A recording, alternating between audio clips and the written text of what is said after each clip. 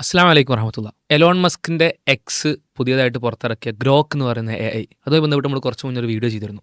ആ വീഡിയോയിൽ വളരെ സിമ്പിളായി ഒരു നിഷ്പക്ഷമായിട്ടൊക്കെ കുറച്ച് ഡാറ്റ ഒക്കെ ഫീഡ് ചെയ്ത ഒരു AIനോട് ഇന്ന് കേരളത്തിലുള്ള, എസ്പെഷ്യലി കേരളത്തിലുള്ള എക്സ് മുസ്ലിംസ് ഉന്നയിക്കുന്ന ഇസ്ലാമിനെതിരെയുള്ള വളരെ പ്രധാനപ്പെട്ട വിമർശനങ്ങൾ ചോദിച്ചു കഴിഞ്ഞാൽ എങ്ങനെയായിരിക്കും ആ AI പ്രതികരിക്കുക എന്നുള്ളതാണ് നമ്മൾ പറയാൻ ശ്രമിച്ച കാര്യം. അതിൽ ഗ്രോക്കിന് അല്ലെങ്കിൽ എലോൺ മസ്കിന് പ്രത്യേകിച്ച് മുസ്ലിങ്ങൾക്ക് വേണ്ടി ഒരു ഡാറ്റ കൊടുക്കണ്ടയോ അല്ലെങ്കിൽ മുസ്ലിങ്ങളുടെ പക്ഷം പിടിക്കാൻ എന്തെങ്കിലും ഒരു ഇൻസ്ട്രുമെൻ്റ് ഇറക്കണ്ടയോ ആയിട്ടുള്ളൊരു കാര്യമല്ല. എന്നിട്ട് പോലും ഈ ഗ്രോക്ക് തരുന്ന മറുപടികൾ അത് ഇനഫാണ്. ഇവർ ഉന്നയിക്കുന്നത് 90-95% വിമർശനങ്ങൾക്ക് മറുപടി കൊടുക്കാൻ അത് ഇനഫാണ് എന്നായിരുന്നു നമ്മൾ പറഞ്ഞ കാര്യം. അത് പറയുമ്പോൾ തന്നെ നമ്മൾ സൂചിപ്പിച്ചിരുന്നു, ഒരിക്കലും തെറ്റുപറ്റാത്തൊരു കാര്യമോ അല്ലെങ്കിൽ ഗ്രോക്ക് എന്ന് പറഞ്ഞാൽ അത് എന്തെങ്കിലും ഒരു പ്രവാചകൻ ഇല്ല പറയുന്ന കാര്യം സത്യമായിട്ടുള്ള സാധനം, അങ്ങനത്തെ കാര്യങ്ങളൊന്നുമല്ല. ഒപ്പം തന്നെ ഗ്രോക്ക് വേണമെങ്കിൽ ഇനി അതിൻ്റെ നയം മാറ്റാം, അതിന് കൊടുക്കുന്ന ഡാറ്റ മാറ്റാം, രൂപം മാറാം, എന്തും ആവാം. ഇപ്പോൾ ഉള്ള ഗ്രോക്കിൻ്റെ ഒരു അവസ്ഥയെ പറ്റിയാണ് നമ്മൾ പറഞ്ഞത്. ഇത് കണ്ട് കുറച്ച് എക്സ് മുസ്ലിംസ് ആകെ ട്രിഗേർഡായിരുന്നു, ആകെ ടെൻഷനായിപ്പോയി. അവർ ആകെ വലിയ വലിയ വീഡിയോസ് ഇറക്കാൻ തുടങ്ങി. ഇത് അങ്ങനെയൊന്നും അല്ല കേട്ടോ, ഇത് ഇങ്ങനെയൊക്കെയാണ് അതെ, അത് മലപ്പുറം ടൗൺ ഹാളിലേക്ക് വെല്ലുവിളിച്ച് കൊണ്ടുവരാൻ കഴിയാത്തതുകൊണ്ടായിരിക്കണം എന്ന് തോന്നുന്നു വീഡിയോയിലൂടെ സംവാദം നടത്തിയിട്ട് ഗ്രോക്കിനെ തീർക്കാൻ ശ്രമിച്ചിട്ടുണ്ട്. അപ്പോൾ അതിനോടൊരു റെസ്പോൺസാണ് നമ്മളിന്ന്. മാത്രമല്ല, ഇതിൽ ഭയങ്കര രസം എന്താ വെച്ചാൽ, സാധാരണ ഇവരൊക്കെ പറയുന്നത് വെച്ചാൽ ശാസ്ത്രം വളർന്നാൽ പിന്നെന്ത് ഈ മതം തകരുന്നതാണ്. ഇതിപ്പോൾ സംഭവിക്കുന്നത് വെച്ചാൽ ശാസ്ത്രം വളർന്നപ്പോൾ ശാസ്ത്രത്തിനോട് സംവാദം നടത്തിക്കൊണ്ടിരിക്കുകയാണ് കുറേ ആൾക്കാർ.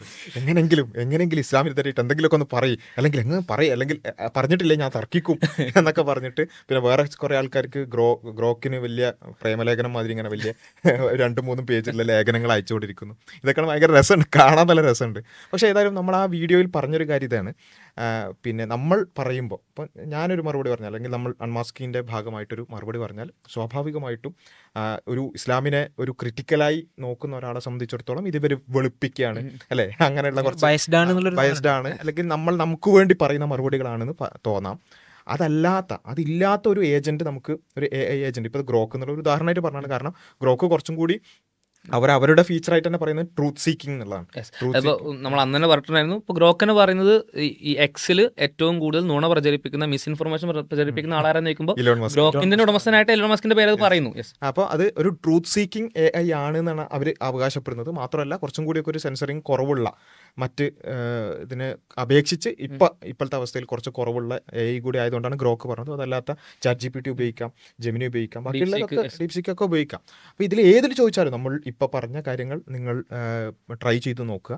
അത് ഏത് ചോദിച്ചാലും ഇങ്ങനെയുള്ള ആൻസേഴ്സാണ് കിട്ടുക. അപ്പോൾ അതിൻ്റെ അർത്ഥം എന്താ? നമ്മൾ ഇപ്പോൾ ഇതിൻ്റെ നമ്മൾ അന്ന് പറഞ്ഞ കാര്യം എന്താ വെച്ചാൽ, ഇവർ പലപ്പോഴും ഇവരുടെ വിമർശനങ്ങളുടെ ഒരു 90% ഏതെങ്കിലും സന്ദർഭത്തിൽ നടത്തിയെടുത്തിട്ടുള്ള ഒരു ആയത്തോ ഹദീസോ ആയിരിക്കും.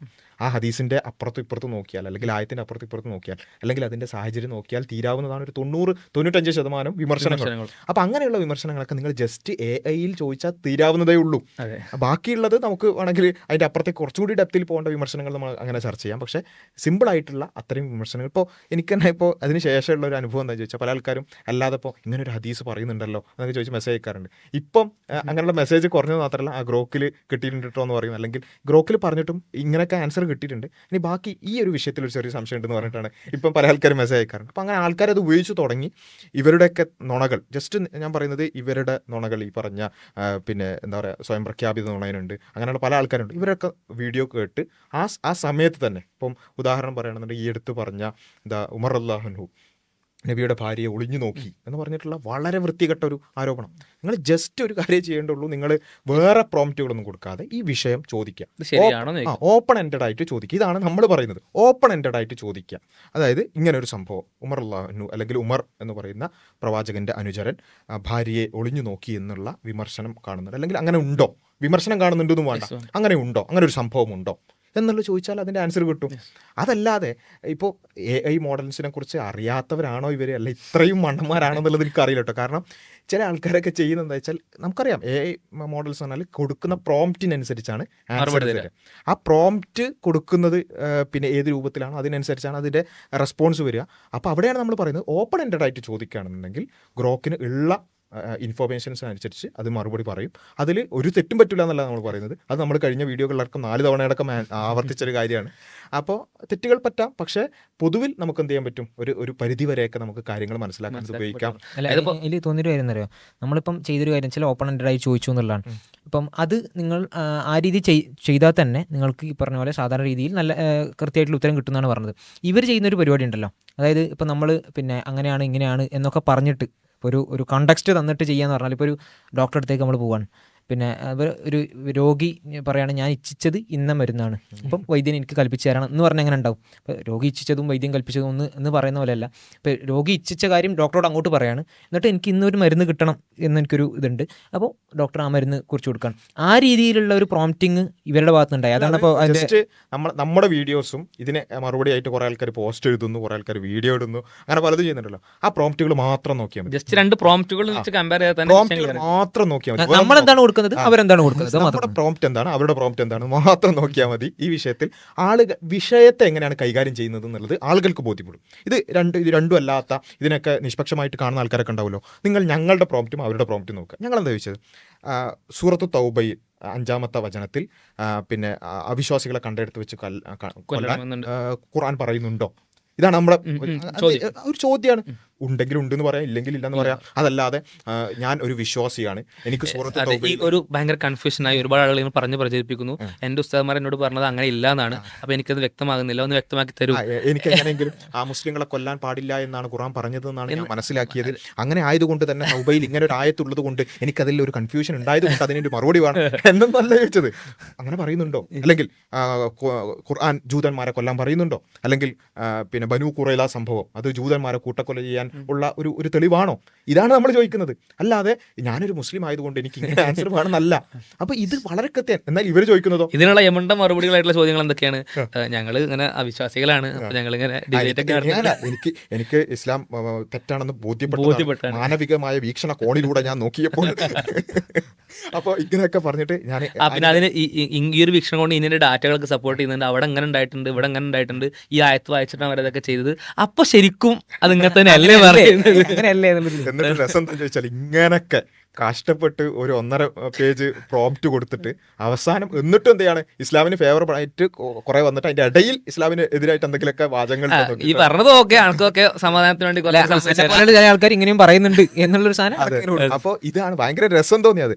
അപ്പോൾ ഇതിൽ കണ്ടപ്പോൾ എനിക്ക് തോന്നിയ കാര്യം എന്താ വെച്ചാൽ, നമ്മുടെ രവിചന്ദ്രൻ ജി ഉണ്ടല്ലോ, മൂപ്പരുടെ മൂപ്പര് എഐനോടല്ല, മൂപ്പര് കുറച്ചും കൂടി ബാക്കിലാണ്. മൂപ്പര് ഗൂഗിളിന് കൊടുത്തൊരു പ്രോംപ്റ്റാണ്, സെർച്ച് ടേം ആണ് എനിക്ക് തോന്നിയത്. എന്താ വെച്ചാൽ മൂപ്പര് ഒരു കുഴുക്കപ്പെട്ടിരുന്നു, നമ്മൾ പിടിച്ചിരുന്നു.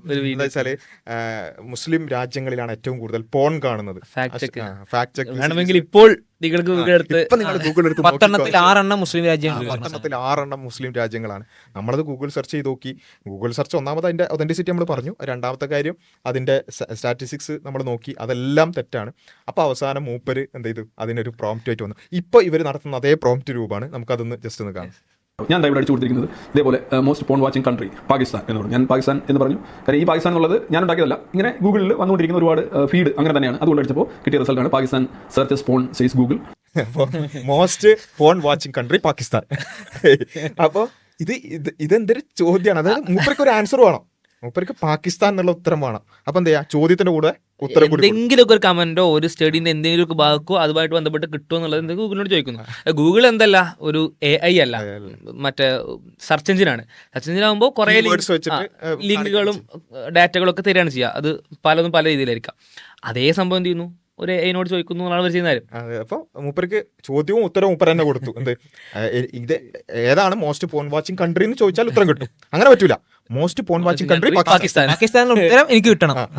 അപ്പോൾ മാത്രമല്ല മൂപ്പരുടെ വേറെ സെർച്ച് എന്താണെന്ന് ചോദിച്ചാൽ most porn watching country Islamic countries. ഇത് നോക്കാം, porn site most visited Muslim countries എന്ന് കീവേഡ് നോക്കുക. അവിടെ വരുന്ന നോക്കുക, porn sites appear in Islamic countries most visited online, porn sites most visited in Islamic countries, porn not so popular in Middle East. Really?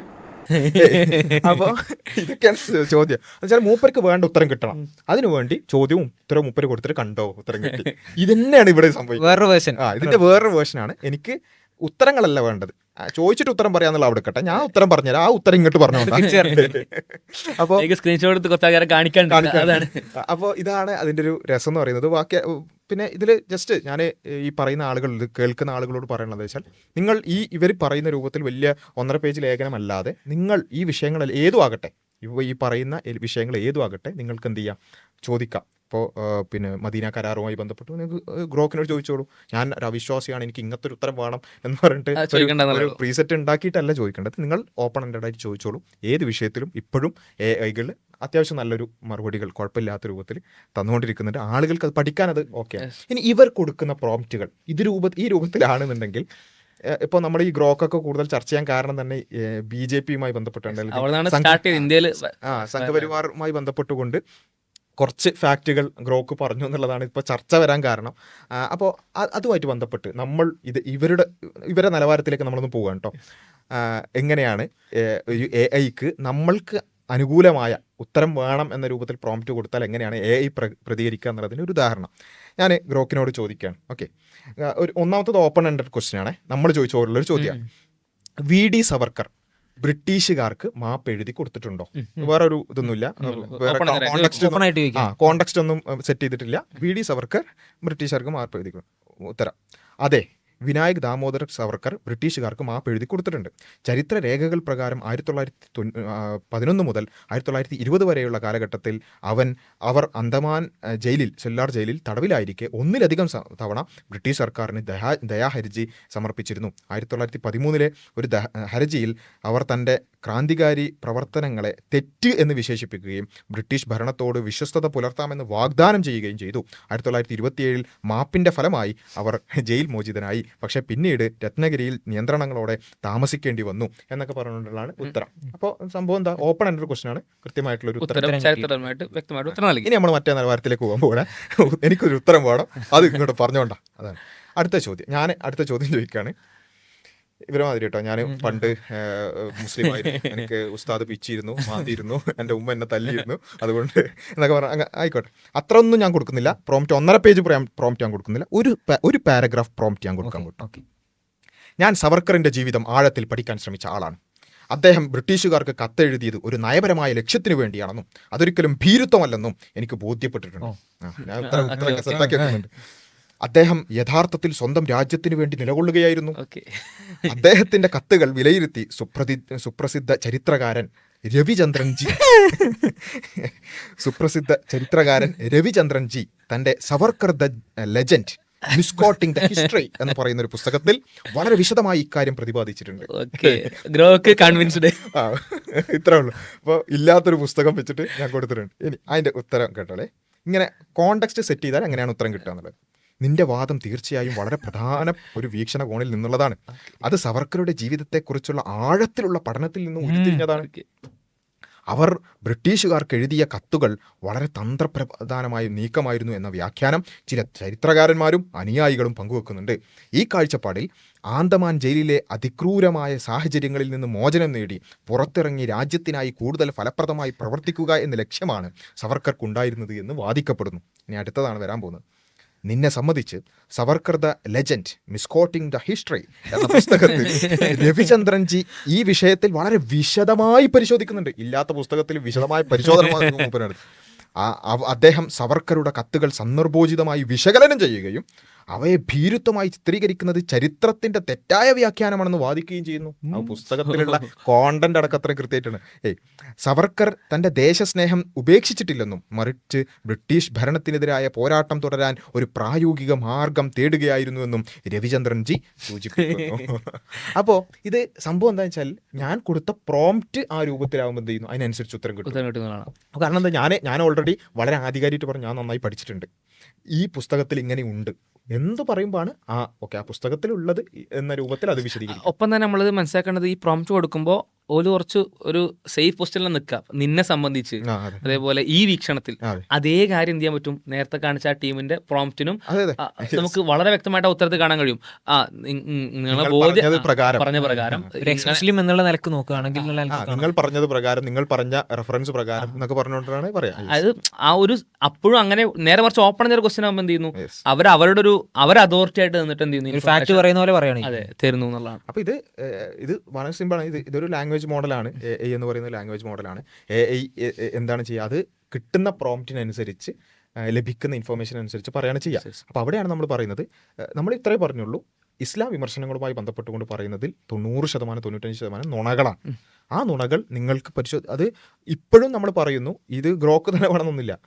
Chat GPT ആകട്ടെ അല്ലെങ്കിൽ Gemini ആകട്ടെ, ഏതുപയോഗിച്ചാലും നിങ്ങൾക്ക് ഈ പറയുന്ന വിമർശനങ്ങളുടെ 90% 95% നിങ്ങൾക്ക് എന്ത് ചെയ്യാൻ പറ്റും, ഇപ്പോഴും ആരുടെയും സഹായം പോലും ഇല്ലാതെ പഠിക്കാൻ പറ്റും. സ്വയം പ്രോംപ്റ്റ് കൊടുത്തുകൊണ്ട് അതെ. open ചെയ്ത ആ ഒരു നമ്മൾ പറയുന്നത് നിങ്ങളുടെ ഒരു മെന്റാലിറ്റി, എനിക്ക് എങ്ങനെയെങ്കിലും ഒരു ഇസ്ലാമിനെ വിമർശിക്കണം, ഇസ്ലാമിനെതിരായ ഒരു ഉത്തരം കിട്ടണം എന്ന രൂപത്തിൽ എനിക്ക് ഇസ്ലാമിനോട് ഇന്ന പ്രശ്നങ്ങളുണ്ട്, ഇസ്ലാം മാനവികമല്ലെന്ന് എനിക്ക് ബോധ്യപ്പെട്ടു, അങ്ങനെ എങ്ങനെ എന്നൊക്കെ പറഞ്ഞിട്ട് ചോദിച്ചാൽ നിങ്ങൾക്ക് അതിനനുസരിച്ചുള്ള ഉത്തരം ഈ രൂപത്തിൽ എന്ത് ചെയ്യും, നിങ്ങളുടെ വീക്ഷണപ്രകാരം പറഞ്ഞിട്ട് കിട്ടും. അതല്ല, ഓപ്പൺ ആയിട്ട് ചോദിക്കുകയാണെന്നുണ്ടെങ്കിൽ നിങ്ങൾക്ക് ഇപ്പോൾ നമ്മൾ ചർച്ച ചെയ്തുകൊണ്ടിരിക്കുന്ന ഏത് വിഷയം എടുത്തോളൂ, ആയിഷ ബീവിയായിട്ടുള്ള വിവാഹം, അല്ലെങ്കിൽ അതേപോലെ തന്നെ പിന്നെ വേറൊരാൾ എനിക്കൊരു സ്ക്രീൻഷോട്ട് അയച്ചെന്ന് വെച്ചാൽ മുഹമ്മദ് നബി ഫാസിസ്റ്റ് ആണോ എന്ന് ചോദിച്ചു എന്നാണ്. അപ്പോൾ ഫാസിസ്റ്റ് ആണോ ചോദിക്കുന്നതിന് മുമ്പ് തന്നെ എന്ത് ചെയ്തു, ഈ കുറേ പിന്നെ ഇത് കൊടുത്തു, മുഹമ്മദ് നബി അങ്ങനെ ചെയ്തു ഇങ്ങനെ ചെയ്തു, കുറേ ദുഷിപ്പ് പറഞ്ഞിട്ട് ഇതൊക്കെ വെച്ചിട്ട് ഫാസിസ്റ്റ് ആണ്. ആ പ്രോംപ്റ്റ് കൊടുത്തതിന് ശേഷം അടുത്തൊരു പ്രോംപ്റ്റ് ആയിട്ട് എങ്കിൽ മുഹമ്മദ് നബി ഫാസിസ്റ്റ് ആണെന്ന് ചോദിക്കുമ്പോൾ സ്വാഭാവികമായിട്ടും അതനുസരിച്ച് കിട്ടും. ഞാൻ പറയട്ടെ, ഇപ്പം നിങ്ങൾ കേട്ടുകൊണ്ടിരിക്കുന്ന ആളുകൾ,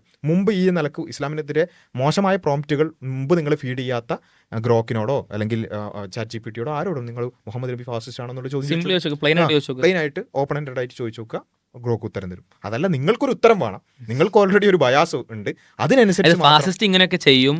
അപ്പൊ അതൊക്കെ മുഹമ്മദ് നബി ഇങ്ങനെ ചെയ്തിട്ടുണ്ടെന്നാണ് ഞാൻ വായിച്ച് മനസ്സിലാക്കിയിട്ടുള്ളത്. അപ്പൊ മുഹമ്മദ് നബി ഫാസിസ്റ്റ് അല്ലേ, പിന്നെ ഗ്രോക്ക് എന്താ പറയാ, ഫാസ്റ്റ് ആണെന്നുള്ള പറയാം. അപ്പോൾ ഇതാണ് വളരെ സിമ്പിളാണ്. സത്യം അന്വേഷിക്കുന്നവർക്ക് ഇത് നല്ലൊരു ടൂളാണ്, അത്യാവശ്യം കുഴപ്പമില്ലാത്ത രൂപത്തിൽ ഇപ്പോഴും ഉപയോഗിക്കാൻ പറ്റുന്ന ഒരു ടൂളാണ് സത്യം അന്വേഷിക്കുന്നവർക്ക്. അതല്ല ബയാസ്ഡായി എനിക്ക് ഇസ്ലാമിനെതിരെ എന്തായാലും എങ്ങനെയെങ്കിലും അതിനൊരു ദുഷിപ്പാക്കണം, അല്ലെങ്കിൽ ഇസ്ലാം മോശമാണെന്ന് വരുത്തി തീർക്കണം എന്ന ഒരു ഉദ്ദേശമാണെന്നുണ്ടെങ്കിൽ നിങ്ങൾക്ക് ഇനി AI വന്നിട്ടും കാര്യമില്ല, ഇനി അതിനപ്പുറത്തേക്കുള്ള എന്ത് വന്നിട്ടും കാര്യം ഉണ്ടാവില്ല. കാരണം നിങ്ങളുടെ മനസ്സ് അങ്ങനെ ആയിപ്പോയി. ഖുർആൻ പറയുന്ന പോലെ സുമ്മും ബുക്മുൻ അമ്യൻ, നിങ്ങൾ അന്ധരാണ്, ബധിരരാണ്, മൂകരാണ്, നിങ്ങൾ ഒന്നിനും തയ്യാറല്ല. പിന്നെ സ്വാഭാവികമായിട്ട് നിങ്ങൾക്ക് സത്യം അറിയണം, അല്ലെങ്കിൽ ശരിയിലേക്ക് നിങ്ങൾ എത്തണം എന്ന് വാശി വെക്കുന്നതിൽ അർത്ഥമല്ല. നിങ്ങൾ കാണാനും തയ്യാറല്ല, കേൾക്കാനും തയ്യാറില്ല, സ്വാഭാവികമായിട്ട് നിങ്ങൾക്ക് സത്യം മനസ്സിലാക്കാൻ പറ്റില്ല.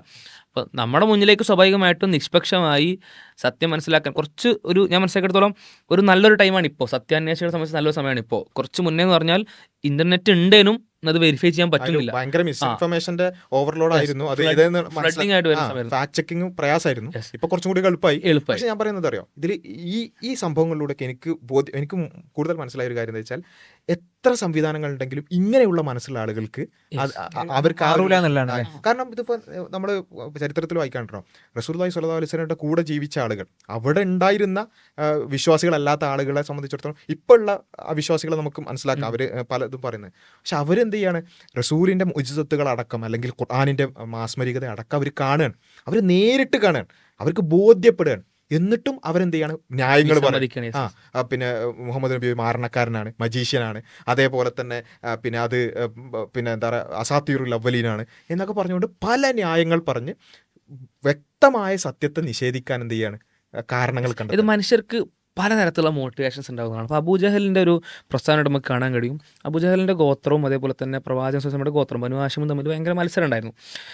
ബനു മഖ്സൂം ഗോത്രമായിരുന്നു അബൂജഹൽ. അപ്പോൾ അബൂജഹലിന് മനസ്സിലായിട്ടുണ്ട് ഇത് പ്രവാചകൻ സത്യം പറയുന്നുള്ളത്. അത് ഒരുപാട് കോണ്ടക്സ്റ്റ് നമുക്ക് മനസ്സിലാക്കാൻ പറ്റും. ഒന്ന്, അബൂജഹലും അതേപോലെ തന്നെ മറ്റു രണ്ടുപേരും പ്രവാചകൻ്റെ വീട്ടിലേക്ക് ഖുർആൻ കട്ട് കേൾക്കാൻ പോകുന്നതും ഈ 3 പേരും പരസ്പരം കാണുകയും ഇനി നാളെ വരരുത് എന്നുള്ളത് 3 പേരും തമ്മിൽ കരാറാക്കുകയും പിന്നെ നാളെയും വരുന്നതും അവർ വീണ്ടും കരാറുണ്ടാക്കുകയും അടുത്ത ദിവസം വരികയൊക്കെ ചെയ്യുന്ന ഇവർ ഇസ്ലാമിലേക്ക് വീണു പോകുന്നൊരവസ്ഥ, അഥവാ ഇസ്ലാമിലെ സത്യം മനസ്സിലായി പോകുന്നൊരവസ്ഥ ഉണ്ട്. എന്നിട്ടും എന്തുകൊണ്ട് നിങ്ങൾ സ്വീകരിക്കുന്നില്ല എന്നുള്ള അബൂജഹൽ അബൂ സുഫിയാനോട് പറയുന്ന ഒരു സാഹചര്യം പറയുന്നുണ്ട്. അബൂജഹൽ പറയുന്നത് പറഞ്ഞാൽ ഞങ്ങൾ ബനു ഹാഷിമിനെ ഇപ്പോൾ എല്ലാത്തിനും കോമ്പറ്റ് ചെയ്തു, ഞങ്ങൾ അടുത്തെത്തി, വളരെ അടുത്ത് വരെ എത്തി, എന്നിട്ട് അവസാനം അവരൊരു പ്രവാചകനെ കൊടുന്നു, അത് മാത്രമേ ഞങ്ങൾക്ക് കൊണ്ടുവരാൻ പറ്റുന്നില്ല. അപ്പോൾ ആ മത്സരത്തിൽ ഞങ്ങൾ തോൽക്കാൻ തയ്യാറല്ല, ഞങ്ങൾ പിടിച്ചു നോക്കും. ഇതേപോലെ ചില ആളുകൾ എന്ത് ചെയ്യും, ഞാൻ യൂട്യൂബ് ചാനൽ ഉണ്ടാക്കിപ്പോയി, അപ്പോൾ എനിക്കൊരുപാട് റീച്ച് ആയിപ്പോയി, ഇനി എനിക്ക് മനസ്സിലായില്ല, അല്ലെങ്കിൽ ഞാൻ ഇന്ന ഫാമിലി ഇഷ്യൂസ് കാരണം ഞാൻ ഇസ്ലാമിനെ എതിർത്ത് പോയി, പിച്ചിപ്പോയി. അപ്പോൾ ഇതുകൊണ്ട് ഞാൻ ഈ നിലപാട് എടുത്തുപോയി, അല്ലെങ്കിൽ ഒരു പ്രത്യേക മൊമെന്റ് ഞാനത് ചെയ്തു പോയി. ഇനി എന്ത് കണ്ടാലും ഞാൻ എന്ത് ചെയ്യുന്നു, അതിനോട് കണ്ണടക്കുന്നു. അബ്രഹാമിക് റിലീജിയൻസ് ആയിട്ട് ബന്ധപ്പെട്ട് പറയുമ്പോൾ നമ്മുടെ ക്രൈസ്തവ സുഹൃത്തുക്കളിലൊക്കെ ചില ആൾക്കാരൊക്കെ പറയുന്നത് വെച്ചാൽ, നിങ്ങളുടെ മതത്തെക്കുറിച്ച് ഞങ്ങൾ പഠിക്കില്ല, കാരണം എന്താ, അത് ഹാജറിൽ നിന്ന് വന്നിട്ടുള്ള ഇസ്മായിൽ സന്തതികളാണ്. കാരണം എന്താ, ഹാജർ ഒരു അടിമ സ്ത്രീ ആയിരുന്നു, അല്ലെങ്കിൽ അങ്ങനെയുള്ള ഒരു കടത്തവർഗക്കാരിയായിരുന്നു. അവരുടെ സന്തതികളിൽ ഉള്ളതിനെ ഞങ്ങൾക്ക് നോക്കേണ്ട കാര്യമില്ല. ചില ഒരു വംശീയമായ ഒരു ഇതാണ്. അപ്പോൾ പലർക്കും പല ന്യായങ്ങളാണ്. വരേണ്യത എന്നുള്ളത് അക്കാലത്ത് കാണാൻ പറ്റും. ഇപ്പോൾ റസൂൽ സല്ലല്ലാഹു അലൈഹി വസല്ലം ഈ പിന്നെ മദീനയിലേക്ക് എത്തുന്ന സമയത്ത് അവിടെ ഉണ്ടായിരുന്ന പ്രധാനപ്പെട്ട 2 ജൂതന്മാർ, ഒരു സഫീർ അള്ളാഹിന്റെ വിഷയം പറയുന്നിടത്ത് നമ്മൾ പറയുന്നുണ്ടല്ലോ, ഒരു ഉപ്പയും മകനും, അവർ രണ്ടാളും റസൂലിൻ്റെ അടുത്തേക്ക് വരുന്നു, റസൂലിനെ കാണുന്നു, റസൂലിൻ്റെ പുറത്തുള്ള പ്രവാചകത്വത്തിൻ്റെ പാട് പോലും അവർ കാണുന്നു. ഇതും കണ്ടിട്ട് അവർ വീട്ടിലേക്ക് പോവുകയാണ്. അപ്പം മകൻ ഉപ്പയോട് ചോദിക്കുക, 2 ജൂതന്മാരായിട്ടുള്ള ലീഡേഴ്സാണ്. അപ്പോൾ അവർ മകൻ ഉപ്പനോട് ചോദിക്കുകയാണ്, ഇത് ഹുവ അല്ലേ, അയാൾ തന്നെയാണോ ഈ നമ്മളുടെ വേദങ്ങളിൽ പറഞ്ഞിട്ടുള്ള റസൂൽ തന്നെയാണ് ഈ വന്നിട്ടുള്ളത്, ഹുവ അതെ അയാൾ തന്നെയാണ് വന്നിട്ടുള്ളത്, പക്ഷേ ഞാൻ അവസാനം വരെ ഇയാൾക്കെതിരെ പോരാടും. അത് അവരുടെ ഒരു വരേണ്ടതാണ്. അവർ വിചാരിച്ചു വന്നില്ല, ഞങ്ങളുടെ കൂട്ടത്തിൽ നിന്ന് വന്നില്ല, അറേബ്യർ ആ ഭാഗത്ത് നിന്ന് വന്നു എന്നുള്ളത് കൊണ്ട് എന്ത് ചെയ്യാണ്, റസൂലിനെ എതിർക്കാണ്. ഈ രീതിയിൽ പല രീതിയിൽ നമ്മൾ ഈ ഖുലിഖൽ ഇൻസാനു ദഈഫ എന്ന് പറയുന്നത് മനുഷ്യൻ ചില വിഷയങ്ങളിൽ ഭയങ്കര ദുർബലനാണ്, ഭയങ്കര ഇല്ലോജിക്കലായ ഡിസിഷൻസ് ആയിരിക്കും പല സമയങ്ങളിൽ ഇമോഷണലായിട്ട് പോലും എടുക്കുക. ഈവൻ ലോജിക്കലി അവർക്ക് തന്നെ കൺവിൻസ്ഡ് ആവും ഞാൻ എടുക്കുന്ന ഇല്ലോജിക്കൽ ഡിസിഷനാണ്, പക്ഷെ ഇമോഷണലി അവർക്ക് അതിനപ്പുറം ഒരു തീരുമാനം എടുക്കാൻ പറ്റാത്ത രീതിയിൽ വൈകാരികമായ ഒരു ലോക്കൽ മനുഷ്യനെത്തുന്നതാണ്. അതിൻ്റെ പല പല ഉദാഹരണങ്ങളിൽ ലേറ്റസ്റ്റ് ആയിട്ടുള്ള നല്ലതാണ്. അപ്പോൾ ഏതായാലും നമ്മൾ പറഞ്ഞു വന്നതെന്ന് വെച്ചാൽ ഈ AI എന്ന് പറയുന്നത് അത്യാവശ്യം നന്നായി എല്ലാവർക്കും നന്നായി ഉപയോഗിക്കാൻ പറ്റുന്ന, എന്തൊരു കാര്യത്തെയും പോസിറ്റീവായിട്ടും നെഗറ്റീവായിട്ടും ഉപയോഗിക്കാം, എല്ലാവർക്കും നന്നായി ഉപയോഗിക്കാൻ പറ്റുന്ന നല്ലൊരു ടൂളാണ്. ഇന്നത്തെ ഇസ്ലാം വിമർശകരായിട്ട് പറയുന്ന കാര്യങ്ങളിൽ വലിയൊരു ശതമാനം നമുക്ക് ജസ്റ്റ് ഒന്ന് ഒരു ഓപ്പൺ എൻഡഡ് ക്വസ്റ്റ്യൻ ചോദിച്ചാൽ തന്നെ അതിൻ്റെ ഏകദേശം ഒരു കണ്ടക്സ്റ്റ് പക്ഷേ ഇത് പറയുന്നത് വെച്ചാൽ വളരെ സാധാരണക്കാരായ ആളുകൾക്ക് വളരെ സിമ്പിളായി ഉപയോഗിക്കാൻ പറ്റുന്ന ഒരു ടൂൾ എന്നുള്ള ആൾക്കാണ്. അതല്ലാന്നുണ്ടെങ്കിൽ ഇവരുടെ വിമർശനങ്ങൾ എടുത്ത് അത് തഫ്സീർ നോക്കി അതിൻ്റെ സാഹചര്യം നോക്കി സബബുൻ നുസൂൽ നോക്കി അങ്ങനെയൊക്കെ ചെയ്യേണ്ട ഒരു കാര്യത്തിൽ നിന്ന് ഇപ്പം എന്ത് ചെയ്യാണ്, ജസ്റ്റ് ഇന്നൊരു ആയത്തിനെ കുറിച്ച് ഇന്നൊരു വിമർശനം ഉണ്ടല്ലോ, എന്താണ് സംഭവം, അല്ലെങ്കിൽ എന്താണത് വസ്തുത, ഇങ്ങനെ പറയുന്നുണ്ട്, അല്ലെങ്കിൽ വിമർശനം ഉണ്ടല്ലോ എന്ന് ചോദിച്ചാൽ തന്നെ ചിലപ്പോൾ ഒരു ബയാസ് വരുന്നുണ്ടെങ്കിൽ ഇന്ന ആയത്തിന് ഇന്നൊരു അർത്ഥമുണ്ടോ എന്ന് ചോദിച്ചാൽ ആയത്തിൽ ഇങ്ങനെ പറയുന്നുണ്ടോ. യെസ്.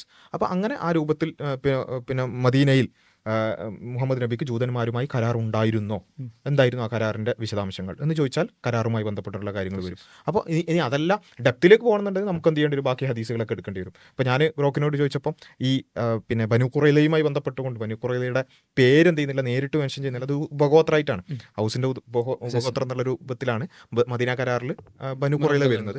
അത് തബരീലടക്കം കാണാൻ പറ്റും. പക്ഷേ അവിടെ നേരിട്ട് പിന്നെ ഈ പേരില്ലല്ലോ എന്ന് ചോദിച്ചാൽ അതെ നേരിട്ട് പേരിട്ടില്ല എന്ന് പറയും.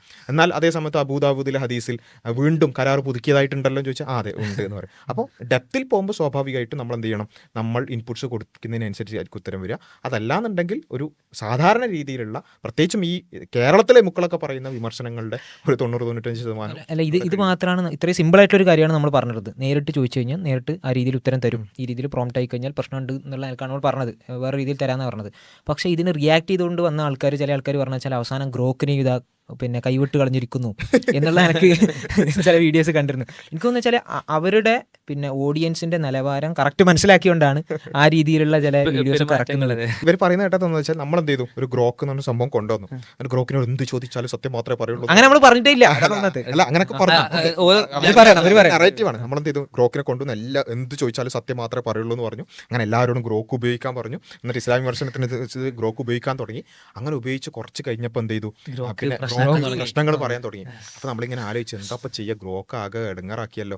അപ്പൊ നമ്മൾ വീഡിയോ ഇറക്കുകയാണ്, സത്യമല്ലാത്തതും പറയട്ടോ എന്നൊക്കെ പറയാം. എന്നിട്ട് കുറച്ച് കഴിഞ്ഞിട്ട് ഇപ്പൊ ഗ്രോക്കിന് അങ്ങനെ എല്ലാ നിലക്കൊന്നും ഉപയോഗിക്കണ്ട കേട്ടോ നമ്മൾ പിന്നെ പറഞ്ഞു എന്നുള്ള ആൾക്കാർ ഇവർ പറയും. പക്ഷെ നമ്മളിത് ഒറ്റ വീഡിയോ ഇറക്കിയിട്ടുള്ളൂ. ആ വീഡിയോയിൽ തന്നെ നമ്മൾ പറഞ്ഞു ഗ്രോക്ക് ആകട്ടെ ഏത് AI മോഡൽസ് ആകട്ടെ അത് ലഭിക്കുന്ന ഇൻഫർമേഷൻസ് അതിന് ഉള്ള ഫീഡ് ചെയ്യപ്പെട്ടിട്ടുള്ള, അല്ലെങ്കിൽ ഒരു ലാംഗ്വേജ് മോഡലാണ്, അതിന് ലഭിക്കുന്ന ഇൻഫർമേഷൻസ് അനുസരിച്ചാണ് ഇത് പറയാം. അതിലെല്ലാം ശരിയായിക്കൊള്ളുന്നില്ല. അതിൽ നമ്മൾ പ്രത്യേകം പറഞ്ഞു ഡെപ്തിലുള്ള കാര്യങ്ങൾ ചിലപ്പം കിട്ടിക്കൊള്ളുന്നില്ല, കാരണം എല്ലാം ഉണ്ടായിക്കൊള്ളുന്നില്ല, ഒബ്വിയസ് ആണ്, അത് സാധാരണ എല്ലാവർക്കും മനസ്സിലാവുന്ന ഒരു കാര്യമാണ്.